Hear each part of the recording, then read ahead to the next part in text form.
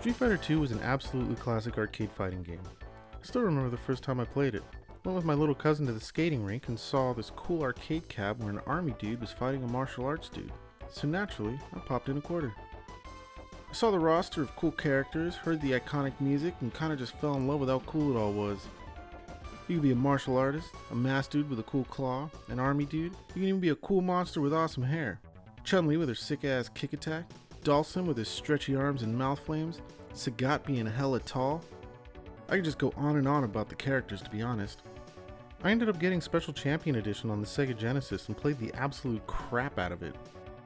Basically mastering every character, though to this day I still can't beat my wife's Chun-Li. And even though it didn't have the violence that Mortal Kombat, fighting was way better. I mean, they're both still cool though. But of course, being as into it as I was excited to watch the admittedly awful Saturday morning cartoon.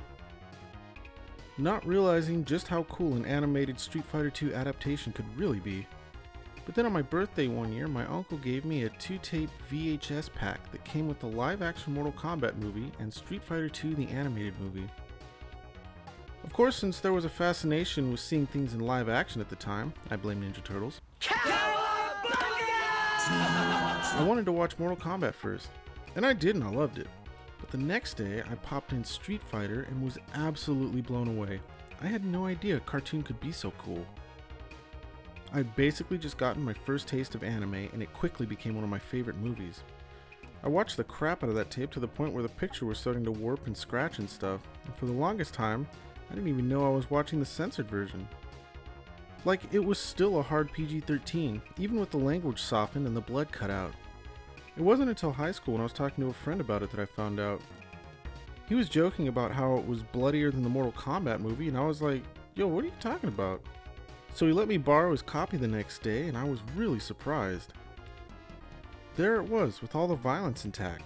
And holy shit, they were swearing. Like they were saying fucking shit and stuff. I couldn't believe it. After that, I looked for a copy for myself, but I couldn't find one. I eventually found a cut that had all the violence, but not the swearing. I was kind of confused. Well, it turned out there were two quote-unquote uncensored cuts of the movie. One for the US and one for the UK. The main difference between them is just that the UK hams up the swearing, but they both keep the violence fully intact. The other difference is in the nudity. Yeah, there is a bit of nudity in this movie.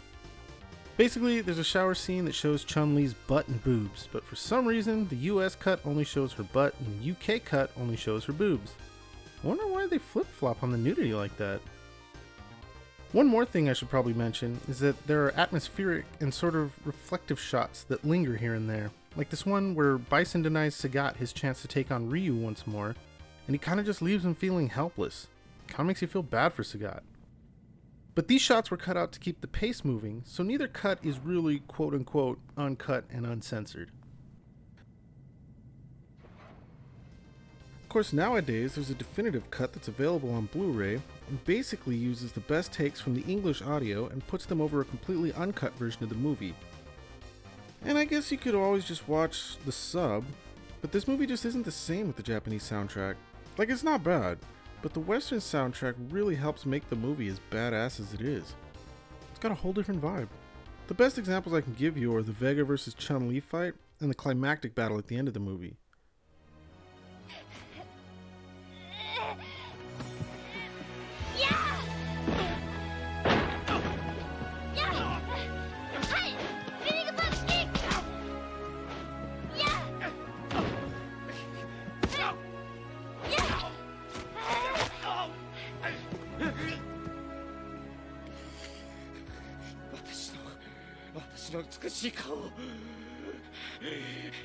Sweet.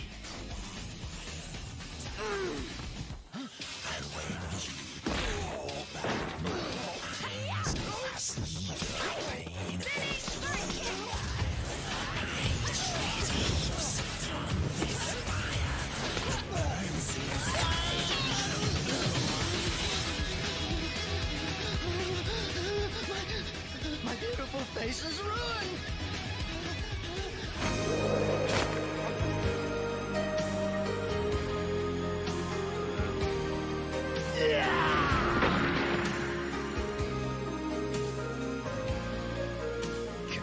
ケン、ユウ、ようやく会えたな。お前との挨拶は後だ。まずは化け物退治だ。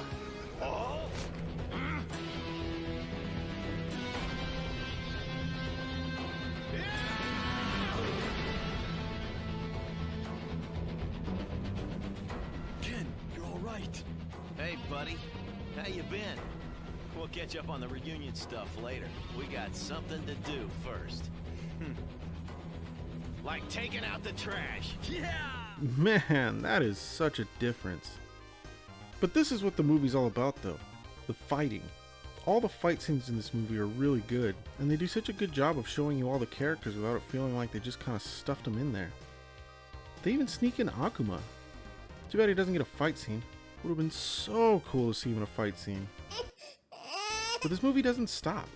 It's cool fight scene after cool fight scene, and that's exactly what you want to see in a movie based on a fighting game.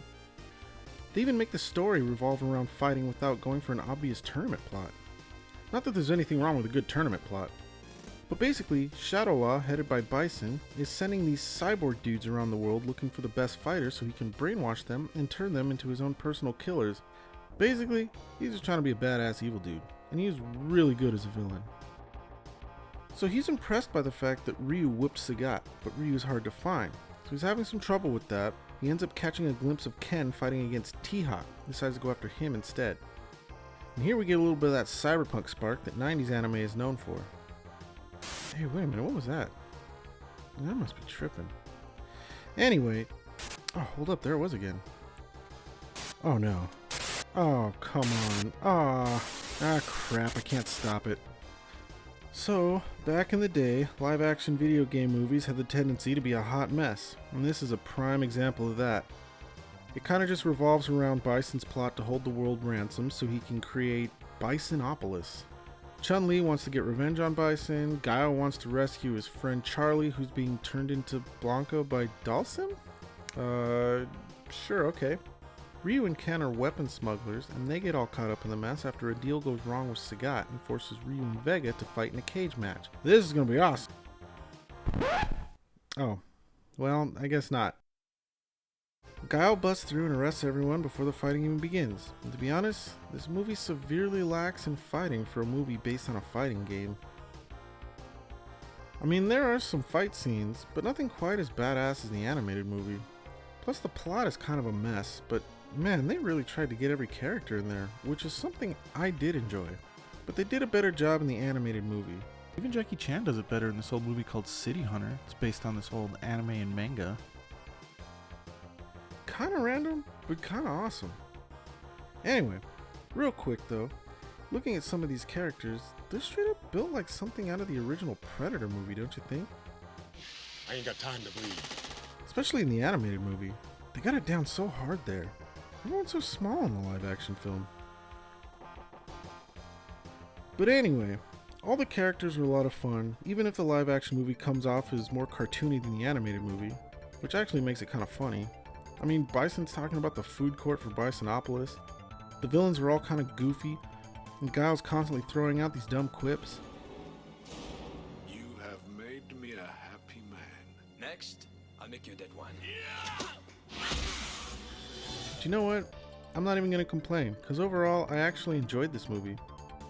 I know it's bad, and I know it's a hot mess, but it's so much fun to watch. And for all its flaws, at least they managed to cram in almost all of the characters, except for like Fei Long and Akuma, which would have been cool, but wait a minute, who even is that? Captain Sawada? I don't remember him from any of the games. Oh wow, they straight up made him up for the movie. Turns out Captain Sawada's a whole thing.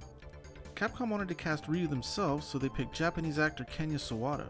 Unfortunately, he spoke very little English, so he wasn't seen as a good choice for the role. But they decided to make up a character and give him the part. A very small part. And since the actor didn't really speak English, they kinda just dubbed over his voice in the movie. Which struck me as odd, but it kinda makes sense now. I guess he does play a bigger part in the US cartoon, and even gets presented in the Brazilian version of the Street Fighter comics. Which is kinda interesting, now I'm curious to check those out. I wonder if there's an English translation. He's also in the Street Fighter, the movie, video game. Yes, that's right. They made a Street Fighter video game that's based on the movie that's based on the game. Went full circle with that one, didn't they? This game actually looks kind of cool though. Has that Mortal Kombat look with straight up digitized sprites from the movie. Kind of want to play this. But hey, you know what? I guess that movie wasn't so bad after all. I mean, it wasn't good, at least not for any of the right reasons, but I still enjoyed it. So, I'm gonna recommend it as something to watch with a friend and laugh at. So I guess you can relax now, Ken. Why don't you and Ryu... Oh god, no. Oh no.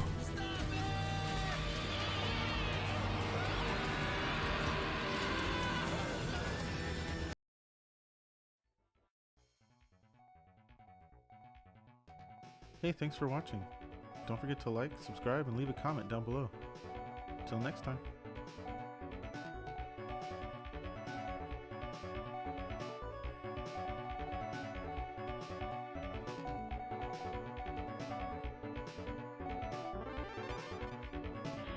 USSR